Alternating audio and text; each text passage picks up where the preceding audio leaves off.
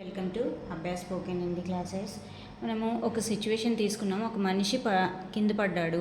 So ఆ సిచ్యువేషన్లో మనము వాళ్ళని అడిగే క్వశ్చన్స్ ఎలా ఉంటాయి, వాటిని హిందీలో ఎలా అడగాలి అన్నది ఈరోజు మన టాపిక్.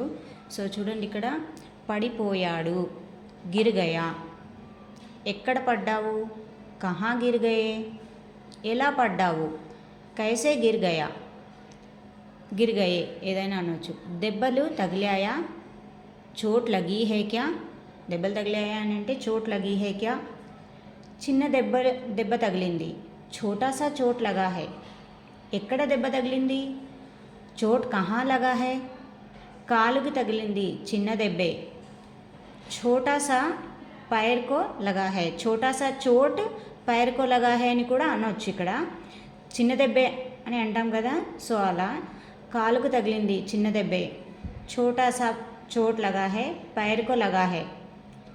హాస్పిటల్కి వెళ్ళావా, అస్పతాల్ గయే క్యా. ఓకే, ఇలా మనము ఒక సిచ్యువేషన్లో చిన్న చిన్న సెంటెన్స్లు మనం క్వశ్చన్స్ అడుగుతుంటాం కదా, సో వాటిని తీసుకున్నాం మనం ఇక్కడ. సో ఎవరికైనా మనం దెబ్బలు తగిలినప్పుడు ఇలా మనం ఈ సెంటెన్స్ని క్వశ్చన్స్ రూపంలో హిందీలో చిన్న చిన్నగా అడుగుతూ ఉంటే మనకు కొంచెం అలవాటు అవుతుంది.